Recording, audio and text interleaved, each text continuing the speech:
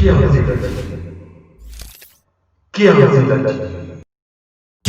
Afrique, ban Europe, ban Amérique, ban Asie, ban Océanie, ban mukili mobimba. Biso nyonso to s'abonner massivement na Kianzila TV. Abonnez-vous massivement sur Kianzila TV. Bagage, ba télé-réalité, l'émission, nyonso etali culture ya RDC. S'abonner massivement na Kianzila TV. Bon s'abonner massivement Kianzila TV. tous s'abonner massivement. Kuna bato kabino bodinga kabashwa na bino nde bokokuta. Biso nyonso tous s'abonner massivement. Kianzila TV. kuna bokuta bagag ba émission ba théâtre solo culture nyonso RDC bozala décidé pour s'abonner ponga toi na s'abonner Kianzila TV. Tous s'abonner massivement. Yaone amu so appliquer ka place ana boba mona pupulu bamna sa boba mona pupulu na badance na ndena kota na beti boy na sali boy na kanya na beti na zoisu boy na lamyo kindi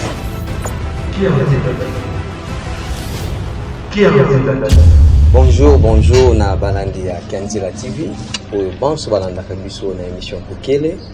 Lelo tozali na esengo ya koyamba moko ya ba grand artiste oyo boyebi aningisa mboka aningisa mokili aningisa Afrique na yango topesi bongo merci na notre boss wazali kopesa biso opportunité ya koyamba pe kopalingi na sango oyo etali na kati na mokili. Bosch Misia Marciano, merci mingi, coordonnateur na biso de Bobo Siem Love. Et puis na caméra tomoni bongo Patrick Mbonga. Ngai Rafik Mokonzi na pesi bino susu merci na bae banso bazali ko pesa biso ba conseil bae bazali ko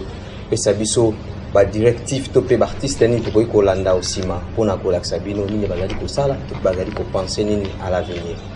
To pesi bongo merci na coach entraîneur Santos Manukisa, Mama Maingi Moseka, pe Pedro Panga Piang. Na bongo tokozwa element moko ya frère na biso o tozali ko yamba lelo ote bat ba mona nini asalaka eloko nini wa pesa ka biso to eloko nini ningisa ka biso na Congo o ba bengi na kombo ya frère José Nzita o chira biso element moko o itali bongo makambo nini asalaka na yango to pesi bongo régie permission ya kopesa biso element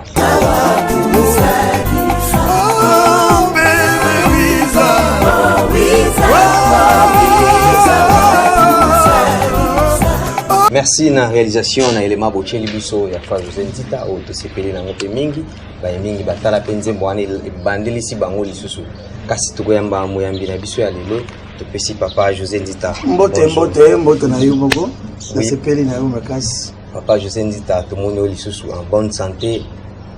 en bonne forme na ndenge toyoka ki ba rimer ba lobi papa José Nzita kufi azali susu te to mona ke circuler na ba réseaux sociaux tozaki na mo ba inquiétude mais lelo biso moko to yé to moni yo en bonne forme en bon état okoki koloba nini na bato basalaki ete bapebisa nzambe alimbisa bango e nayebi te longo na koloba malamu ezaka ke toza na bomo ende leki malamu parce que nini tokokoloba lisusu sango se panzanaki balobaki tokufi mais biso yo toza na bomo bokatana bomo nanga avanté nzambe atikeli nga nano mpe mabomo ena mpe manano naza nano donc vraiment merci na baoyo nyonso basoutenaki nga babengaki nga oyo bakompatisaki mpe na biso nzambe apambola bango et ne croyez pas babiloko misusu ezalaka satana moto asalaka yango soki azomona mwa lipamboli ezoya aocreye kaka mwa masolo moko ya mabe mais toza na bomo. Merci mingi papa José Nzita kasi kaka na kati ya likambo wana etali liwa eza na mama na biso aza na Allemagne Charlotte Maingi Moseka tunaki to tuna motuna oyo alobi bato mingi bakoma soki aza lokola azwa komiyoka na susu te akosala eloko moko boye lokola bato bayeba yango po panza na sango abima lisusu lokola ndeti sango ya liwa est-ce que ezalaki yo moko nde otindaki bato basala bongo to eza mpe kaka barimer ya bato mabe faut ozala zoba limbisanga terme mais faut ozala zoba vraiment pour ça la publicité ya liwa na yo parce que liwa bameka yango te tant il faut ozala zoba donc pour Bible lobi la vie est précieuse bon moye eza kitoko soko bomi bomoyi na yo nzamba oboma yo me ngana kende sala bezi ya buzoba boyi lokola mosali na nzambe pe lisusu dasala bezi ya liwa bandeko na ngai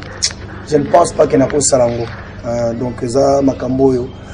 nakosala te na vie eza bato nde bakanisaki kosala ngo bon nalimbisi mpe bango mais eza ngai te. Oui, Papa José Nzita, tu veux qu'on mette la solution là, Papa José Nzita n'est pas quitté, parce que si on le belé, on a des messieurs belés, puis aux alaki wapi. Parce que biso, tu êtes kotuna.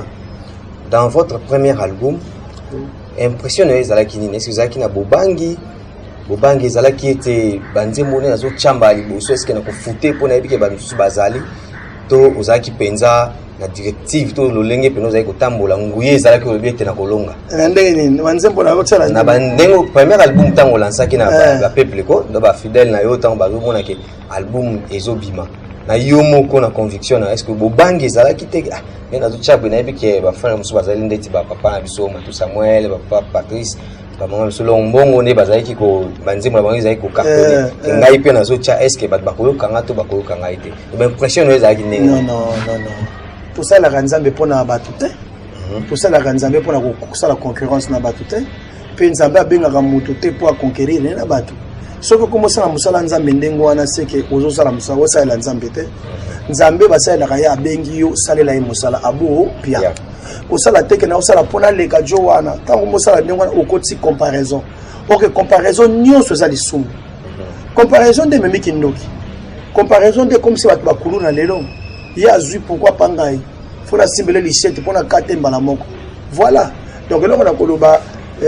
nzambe abengaki nga na ndenge na nga naosala mosala nzambe na ndenge na ngai je me suis pas comparé à quelqu'un nakoki mpe jamais komi comparer na moto naosala mosala nzambe ndenge nzambe abengeli ngai. Merci mingi Papa José Nzita. Nayokaka bato misusu kaka ndenge ezalaka na banzela tango album na biso ya monoko ya mboka na biso ya Kikongo ebimi bato mingi balobi papa asila te balobi te kasila balobi Papa José Nzita akimi ngambo ya bandai koyemba ya ba Sud Africain akiki koyemba na Kikongo mpona banzembo wana esalaka succès na matanga donc ayembeli bato ya matanga toyebi te kote wana Papa José Nzita oh là là bandeko na ngai soki nayemba banzembo wana eza te mpona sepelisa bato ya matanga mais eza mpo ngai nazalaka ngunza nga moko papa na biso aza ngunza aformaka na kingunza toza koyemba banzembo wana moni ngai nabeta banzembo wana na l'église nayebi banzembo wana makambo esala ba effet oyo ya banzembo wana esala spirituellement yango nakanisaki banzembo wana nalobi soki nakobeta ta banzembo na biso akala kuna te po toza koyemba banzembo na biso eza kosala soki obeti yango moto akufa alamuki na beti yango mpona bata matanga te ezalaki juste mpona kosala mwa rétrospectif na kote towuta vraiment bandeko bakanisi ndenge wana eza nango moto na moto na baide na ye mais eza bongo te. Oui, na komona lisusu na o mayuti kolobela biso kozalaki na bangunza toyebi ke Papa José Nzita azalaka dirigeant lelo akoma musicien chrétien. Est-ce que opensaka te ata oza na ngambo ya musique chrétienne au formel sous choral moko okoki ko revenir yo so ndenge olobi ke okanisa su lolengo ozalaki déjà na ba âge ya 13 ans diriger choral est-ce que opensaka te osala lisu choral mosusu okoki ko diriger yango toza nango déjà na église nanga naza na choral nga na kotika choral te naza na choral ba mama na diriger choral ba mama tala nga sikomi na diriger choral ba mama ya succès fort na église donc moko kuna souviens mvuluzi ya mbulu kuna ata ba frère José Nzita wata bo ye moko pena tondado mfumu ina be nazaka pena dirigeant donc bande kona ngai eko bunga te sa biloko za makila jamais ko bunga ezali. Oui, merci mingi Papa José Nzita. To mona kala banzembo embela biso ya kitoko oyo mingi ekomaki ba défi pona mabota pona ba camarades pona ba amis pona environnement bakanganga photo ba moseka ba moye telemi siko nde yango wana pasi question ye papa sa komi to mona ki oyembaki pona ngamo etelemi mais o anexaki maloba moko boy wana na kati na koloba na te po question na ngape musu ko bimela wana na ete so o sela so mo akapela moke ya moye etelemi pona ngai moye etelemi lokola Josué bandeko atelemisaki moi titango bitumba na ngai ekosila wana nde moi na ngai ekotambola nakobanga te mokili oyo moto te na se akobangisanga mpona yebi oyo aza kati na ngai aleki biloko nyonso na se na nguya nalingi namona uloyo nalingi. Merci mingi papa José. Kaka na malobo yembi na moyo etelemi na kati na chanson na toyembaki obaki mpona Congo moyo etelemi kasi lelo lisusu na mono telemi lisusu li Congo na loyembo ya siko oyo bwaki awa Congo nouveau eloko wana ebetisi bato misusu mitema bamusu bayoki kanda bamusu basepeli pe na kati na maloba ya moyo etelemi obi okobanga moto te est-ce que eza déjà au projecteur qui déjà maloba moko boye baki déjà obwaka Congo nouveau. Ah mais oui hein. Ouais ça va question ya ye la réponse de yangai mais le moment on biso sala makambo na défi te na uto lipsa yo. To sala makambo na révélation nzamba yebiso lo baboye mais mala moizana wa yipsa ndeko na ngai na ligne na ngai certes banzembo na ngai zana ba révélation ebele lokwa ba prophétie na banzembo na ngai mona yo remarquer makambo mingi na loba yango ezokokisama ça nzamba azomema ngai juste kaka na ba accomplissement ya makambo oyo aningi kosala Congo nouveau moyo etelemi na Congo eza na kaka ba révélation kola linga pesa biso to comprendre loke mboka na biso mboka osakana te mboka na biso komama na Bible bato bakota na Sophonie 3:10 ba omona au-delà des fleuves de l'Éthiopie un pays traversé par des fleuves baluka ngona Afrika mboko ba fleuve leke belebele ya mboka na biso eza mboka révélation mboka na biso bimisa ba prêtre ya kosakana te pe ko continuer ko bimisa ba prêtre ya minene na mboko mboka ya biso mboka kote ya monde entier mikolo zoya vous comprenez ya na zoya sabande ko bavandi ba diaspora un jour bolemba la bino boya pena na mboka boyo vana mboka na bino mboka kitoko oyo nkolo apesa biso ya bien donc vraiment rien à dire quoi. Oui, par rapport à la diaspora, Nengi papa José Bokoya. Kasi nakati na nzembo wana est-ce que zali pozo féliciter mokonza mboka na mayema zali kosala to po zali kolobela kaka oyo zali komona na ndenge Congo ekomi kotala. Non, Congo eza bon bandeko bon sona tona koti na kata histoire na koloba. Na nzembo Congo nouveau na ngana talisa comment Congo na biso ezalaki lobi. Comment le diable a régné na Congo na biso. Congo na biso ndenge ezalaki wana. C'est vrai. Tolinaki va de sa Congo plus Mobutu aimait plus que zairianiser aimait plus l'état jani d'Afrique alors on s'appelle mingi pouvoir c'est bon na Congo mais malamu ezalaki na emo pas ezalaki pour Mobutu azalaka penza ko associer nzambe na makambo na ya osala mingi te moni yango moni baloba muso alobaki par rapport à la parole de Dieu et puis ça moi erreur moqué. C'est pourquoi vous avez annexé le discours qu'il avait fait. Il a signé le pacte avec na annexé Kiango parce que oko kanga Congo mobimbate o le bapo ça la paix ou associé na satana. Le diable tout le monde a yebika azadoki. Ko ça ne ko boma ko associé ka Nzambe. Fa lo ba pour la paix du Congo j'associe Nzambe. Akobenga na tabo associé Fumukimbangu. Ala benga na associé Fumukimbangu na kata paix. Abengi tayete. Parce que yena yebi kaza ko croire minga ndima ipa Fumukimbangu makasi. O fala benga ta Fumukimbangu. Atiki ta Fumukimbangu yake benga Satan. Ozomona tate pour la paix du Congo, j'appelle le diable. Donc je vais faire le pacte avec le diable pour la paix. Est-ce que le diable c'est Azala porteur de la paix? Porteur de la paix Aza Yesu. Yende le prince de la paix. Yenda yakana kimia. Donc biloko wana nyoso wana soko yebi maloba nzambe te osala berere ndengo wana. Donc nga nazo condamner penza yete nazo condamner nde munoko na ye elobaki makambo ye maîtriser kite. Et quand tu parles de choses comme ça ozo ko engager mokili mobimba na maloba na yo ozo kotsa mokili mobimba na kati na pasi. Ozo mona nde yo kosala pasi ke tokomaki sukoyo rejeté pa na nzambe. Alors lelo nazo kumisa Félix te mais nazo pambola nzambe oyo asali ke ndeko na biso ya kozwa idée ya kokanisa ndenge nini kozongisa nzambe mboka kopesa nzambe mboka ya Congo ko remercier nzambe ko ba Seigneur yo moto pesa biso mboka zwa kiti ya bokonzi tambusa mboka na biso yo moto pesa biso Congo zwa kiti ya bokonzi vanda lokola roi na mboka na biso. Ça c'est un discours où il soulager bato nyonso pour le Seigneur merci parce que kala toloba ki mboka qui n'est pas satana mais le mboka yé na maboko ya nzambe. Voilà les discours qui conviennent donc dans ici ngai na koloba que na sepeli na nzambe na papa Félix Tshisekedi mingi pour la décision oyo azwa ki na kosambela d'abord avant que nous vana kiti ya bokonzi ndimi nanu to sambela nzambe. Ça c'est une attitude positive. Voilà. Oui, nako tala malobelu babi na kati na chanson wana ba discours bimiseli biso wana ozwa kitana ndenge nini ya ko réaliser ba biloko wana nyonso na ba parole nyonso to eza na kati wana omini nzambe soka peso eloko akopeso ka ba possibilité na ba moyen ngana vanda ki na ndemaki teke na kokoma tina niveau wana kaka na niveau wana kaka malembe nzamba fungoli ngai moko afungolinga tina koti na internet na keko zo ba histoire ngamu na sangisi nyonso nzambe omoni nzambe so lobi na yo kende à prévoir dizanzela kitoko pona yo nzambe soka pesi oriamo na zone dimake mboka na biso lokwa nzamba ye makambo ebongi parce que nzambe wala kisinga histoire oyo azo bate aza nzambe lokwa la kisinga histoire oyo seke na zone dimake peuple congolais to sepela nzamba sungi biso en tout cas cette fois-ci nzambe azo sala makambo na kati na mboka na biso.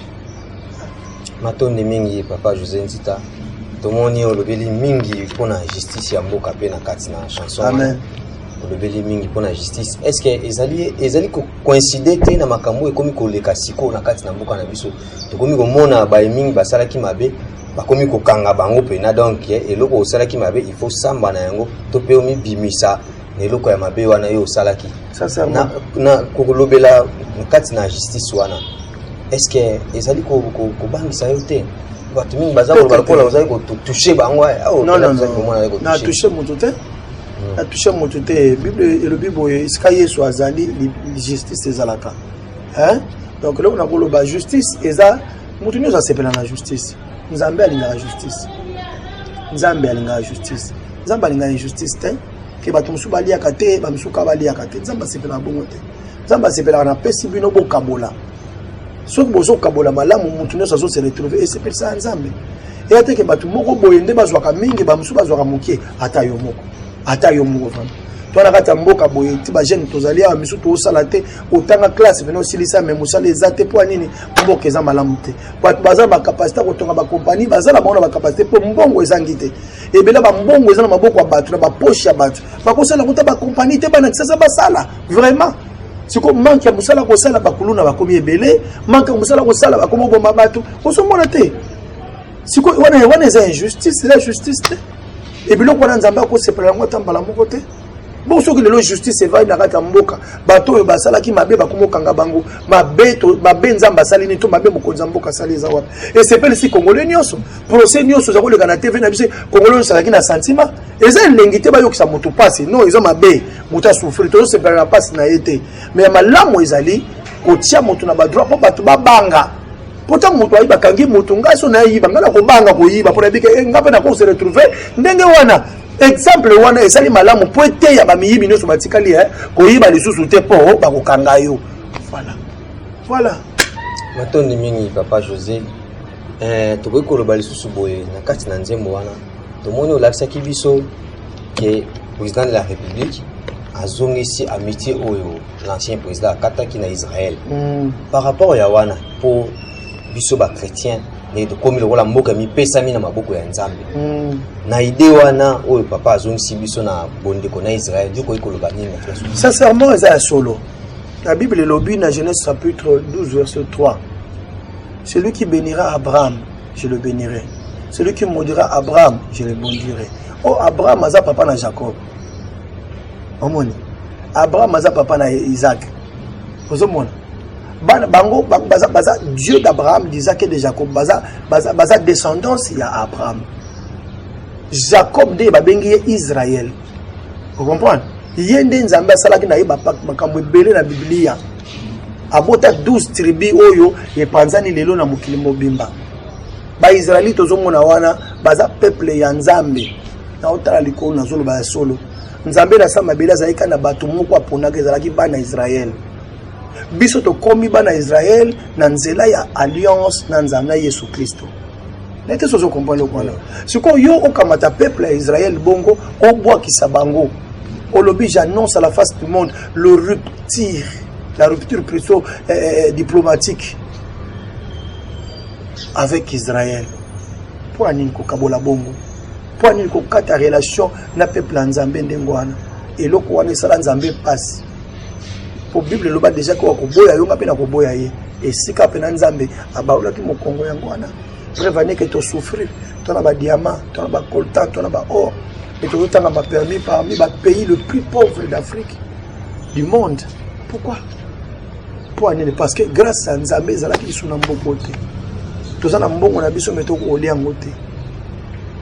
nzamba tournaki mokongo na mboka na biso et ça là qui passe en termes ya nation nzamba za ko sola na biso lisute nzamba ko mo sola na biso na individuel lokola milimo nzambe ali awa ko na zo sola bango parce que c'est akufela biso na mais en termes ya mboka lokola Congo boye nzamba boka miso atala biso lokola boya ki kotala biso parce que déjà mokonza mboka na biso baki na kati relation pas question de relation na Israël. Ok, ceux qui me boutent dans la Bible, à comment ça l'erreur, c'est une erreur grave. Mon est le Congo. C'est que le président a lobby, je désire tisser des relations avec Israël. Na zone sa relation avec Israël. Israël wana ba yeta wa pouba commentaire. Ba ngonde ba ndo bimisambongo wa Congo te. Eza bango so ko sala bango alliance, eza lokwa liswa nzambe kengeli bino lisusu. Et ce qui est comme kengela bino makambo na mboka na mine bonga eko bonga liboso ezalaki ezobonga te parce que alliance ezalaki te voilà bande ko sikoba comprendre le lokwana kotala ngana lisu mabete ya solo nazo ebisa yo panier na biso lokola Congo ezalaki rejeté panier na biso lokola Congo nzamba bwakaki yango siko onkola a récupérer panier wana babengi Congo kola bandi siko kotala ba problème akati ya panier wana yo imagine mukolo mukila zwi bino suna maboko na ye est-ce que boko échouer sous ya on a bisi congolais longola ka ilamba mawa pour mawa to vanda ngo trop pendant 32 ans Mobutu so sangisi ti ba 18 ba 24 plus de 50 ans to souffrir car na katia le bois kwa passe lelo kakande discours ko mala mokonza mboka ke banda lelo mboka na pesa mboka kwa nzambe non ka banda na kona na mona na makambo boyete yango nazo komisa nzambe koloba merci Yesu poete o sali biso ngolu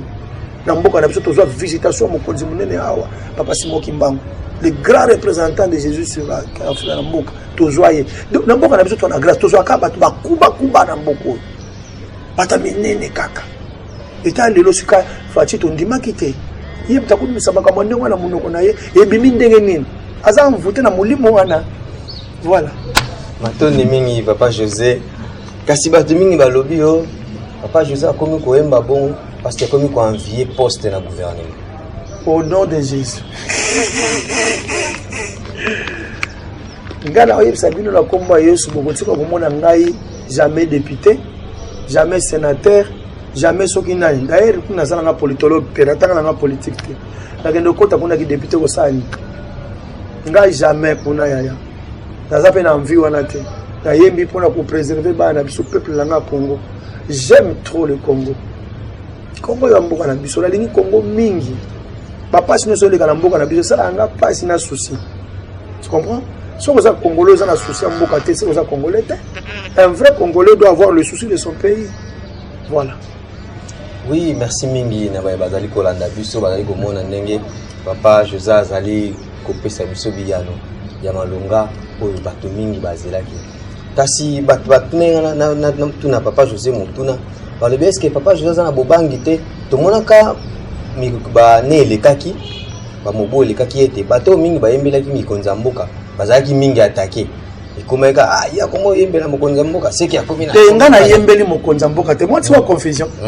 so na yembela président Félix Tshisekedi na obande bandeli Tshisekedi ozazo kinani yo na bando yemba bongo ngana yembi président Tshisekedi te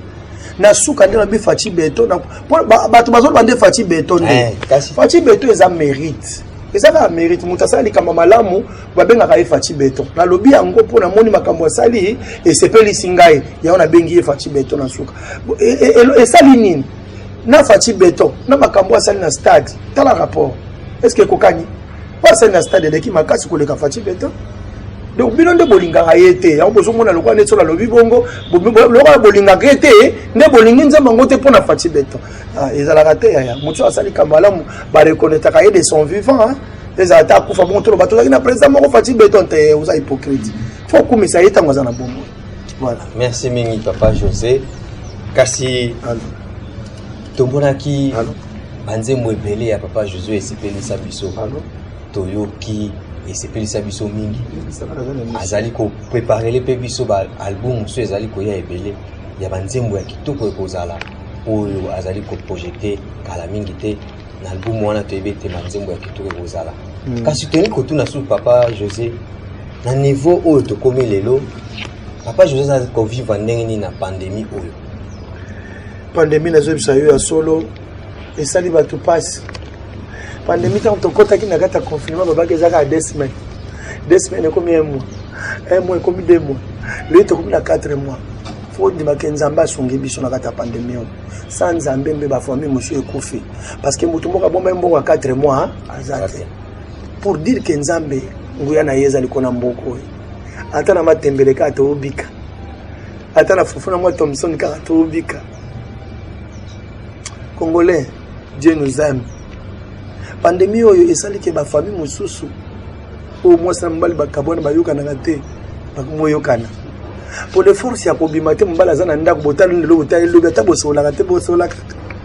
Pandémie e komisi mo ba kirta ndako pe kitoko.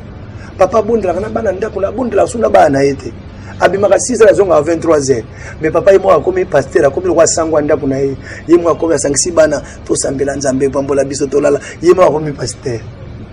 Pandémie oyo ezongisi bato musuna mayele belé. Batangi trop ba document. Misu batanga ka lisute. Mais kati ya pandémie oyo lokwa zobi mata zuba livre kala atangi bakisi mayele. Pandémie oyo ekoti pe makambo mabe na kati ya réseaux sociaux. Et na makambo nyonso. Et pandémie oyo et puis c'est pas révélation pour les tinga révélation mboka Congo na zongo na kati ya pandémie voilà. Merci papa José to sepeli mingi na réponse merci beaucoup kasi to monaki na esika ya biso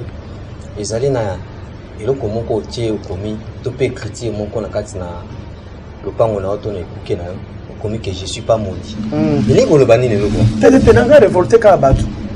nazo révolté batu kaka bayeba que oza olakela mama bete bato bakoma kobanga maloba bato plus que ya nzambe nzambe tango akelaki moto alobaki soyez béni je te bénis vous comprenez nzambe alakelaki moto malamu alobaki je te bénis remplissez la terre remplissez multipliez ça c'est Dieu qui a dit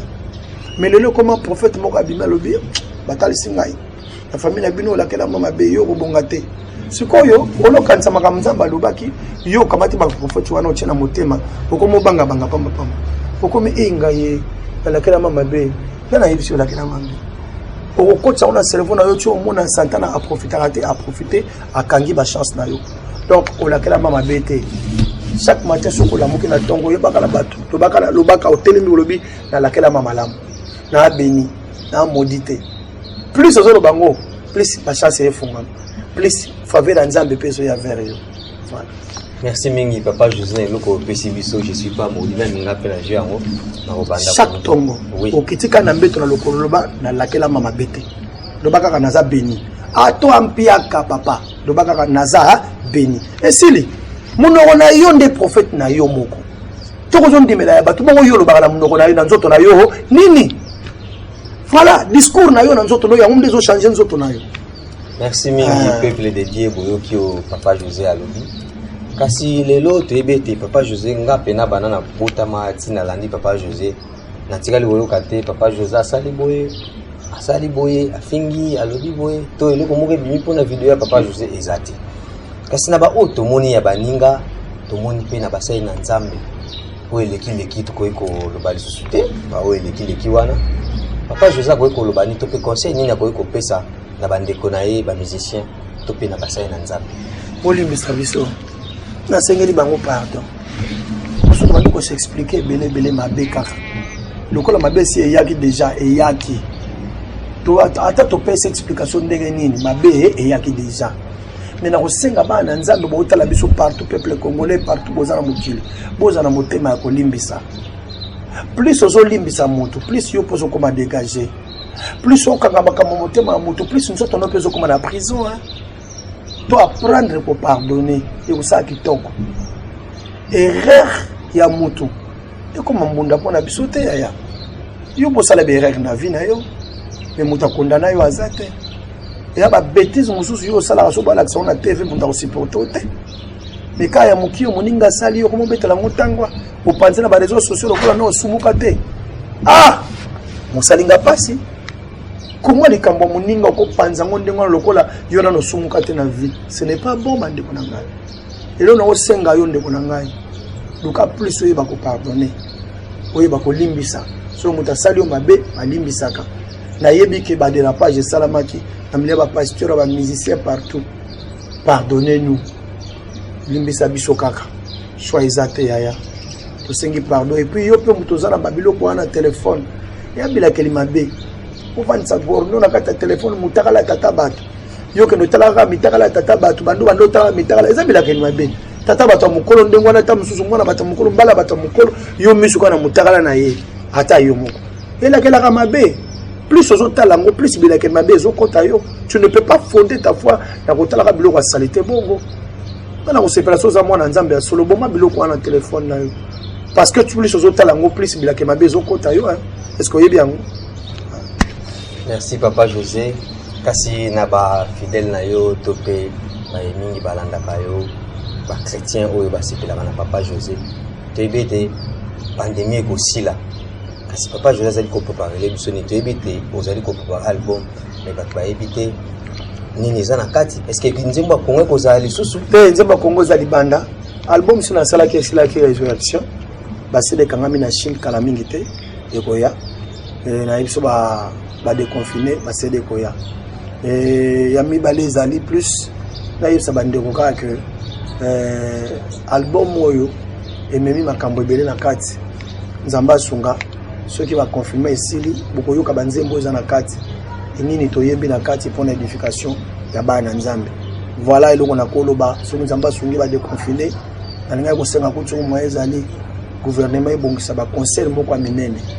ba conseil pena au peuple nzambe ekoyoka banzembo to conscientiser peuple na biso oyo akufite pendant pandémie ko maladi ndenge bombeli bato na poto soki penze kota ka mobimba na ngwawa na yebite mutanga résister ponde to tutana kala kingasani wana na bangaba menzamba sali biso mukolu penza azulo boko na yache likola mboko mutasimba te ah Dieu nous aime hein ngosiko kwa confirmer sili on peut demander de faire la bar pardon pour faire la église pour faire la non ba église pour tenir ba concert à minene beta ba to ba remercier d'abord nzambe ba lo ba merci nzambe pour to kufite bon si masoka ko faire la bar ke faire na e mais pour bandana na bar te ya utuna liwamba la moko boki hata yo moko ezala te. Merci Papa José tu bien te gouvernement yo kimbela na yo amen kasi motuna o toleli kokende déjà na suka émission na biso koma na suka toni koyeba Papa José oyemba kamingi mpona bato bazana pasi bato bazali kolela kasi yo raisonnaka nini mpona bato wana un jour soki nzambe apesi yo makoki non mais yo toujours le bati bandeko batika kopirata banzembo na biso plus bozo pirate biso mbongo ezokota te bamiyibi nde baoprofite ngana telemi na balabala wa muta teka je nzemba José ndita yango yo 1100 francs ça fait mal tango teka nzembo na nga 100 francs na côté studio ya mbongo ebele ndengo wana yo teka nzembo na nga 100 francs mukolo nini nzembo ko mbongo ekozonga epa na nga pona sala ta hôpital pona mboka na ngai komwe bato wa rendre so ba pauvre ezaka bino parce que na Nigérian soko pirate nigérien ozana 15 ans de prison ba pirate ka ba nigérien te na kata Nigeria ba somba ka album Nigeria so ba moni opiratango wana 15 ans na prison ngo moni ba mati vite mboka na bango so ba sombi yo kala mboka moko directement comme milliardaire comme millionnaire mota ata ba filmer na bango ba filmer ba comme millionnaire pour moi opiratango ezate piratana loko mususu me ya Nigérien te na mboka na bango il faut somba culture wana so do tchaona kata mboka avec état de droit Papa Fati mais danger vu que ba mission ne soit Congo ba koma bien na bimisi kaka album moko boye mbamona ko millionnaire kitoko. Voilà. Matonde mingi papa José tokomi na suka kasi tokopesa papa José Maloba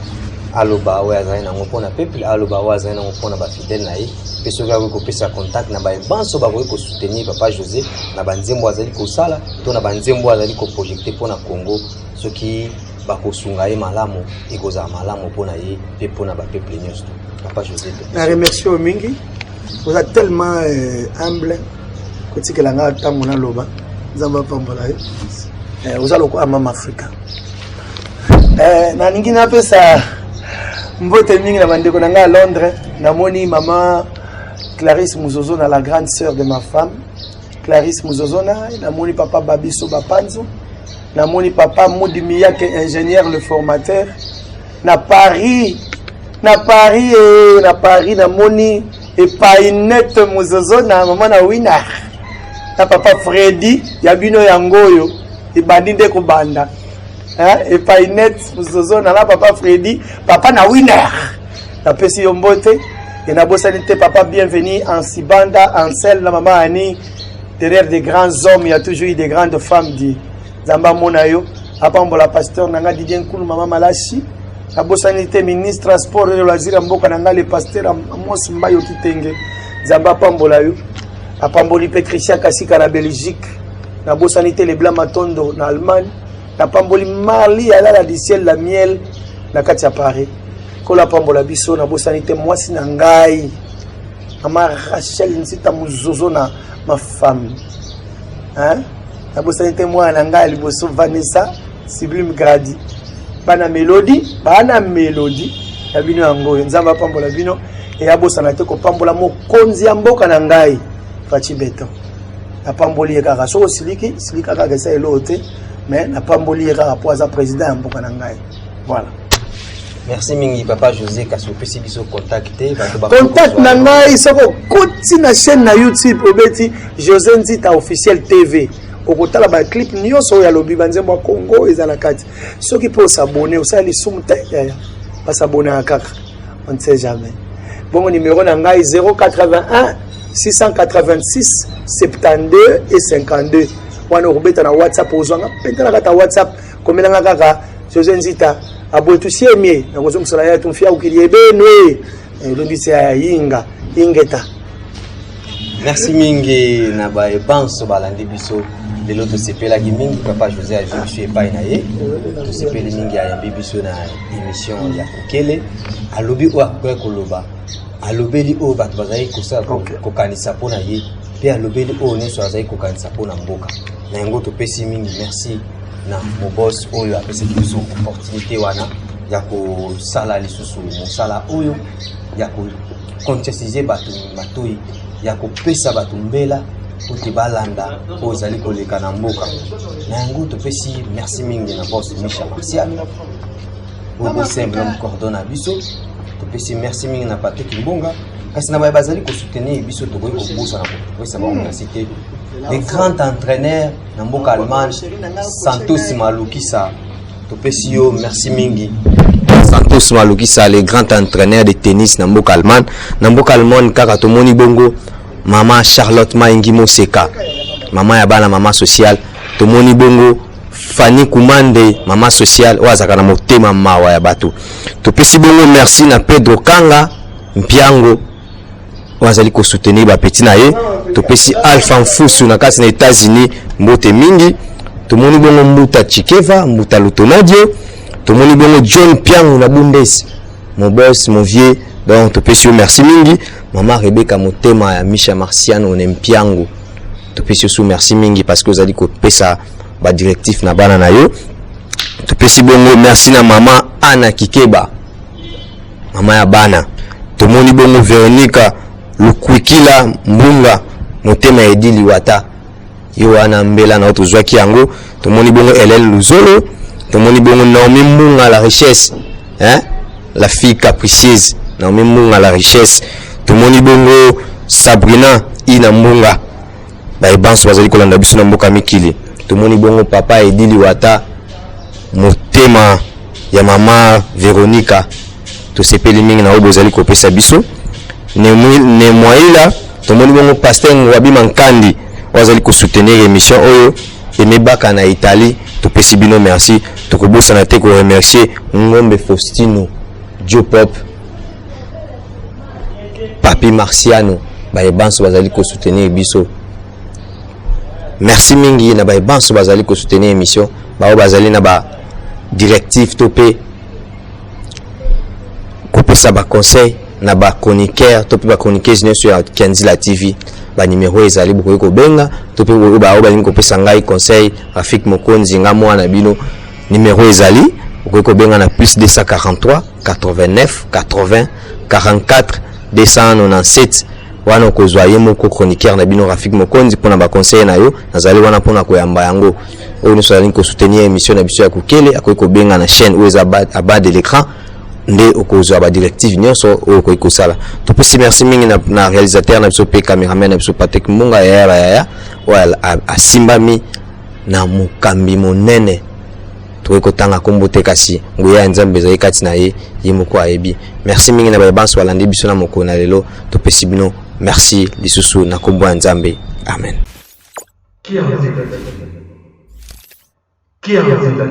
Ban Afrique, ban Europe, ban Amérique, ban Asie, ban Océanie, ban mukili mobimba. Biso nyonso tous abonnez-moi massivement na Kenzila TV. Abonnez-vous massivement sur Kenzila TV. Bagag, ba télé-réalité, l'émission, nyonso etali culture, ya RDC, s'abonner massivement na Kenzila TV. Bon s'abonner massivement. Kenzila TV. tous s'abonner massivement. Kuna bato kabino bolinga kabashwa na bino nde bokokuta biso nyonso tous s'abonner massivement. Kenzila TV. Kuna bokuta bagag ba émission ba théâtre solo culture nyonso RDC. Ah, vous avez décidé bon s'abonner. Ponga toi na s'abonner. Kenzila TV. Tous s'abonner massivement. Yaone amu so cliquez sur place yana boba muna pulu bamnasa boba muna pulu na ba dance na ndena kota na beti boy na sali boy na kanya na beti na zone su boy na lamyo kindi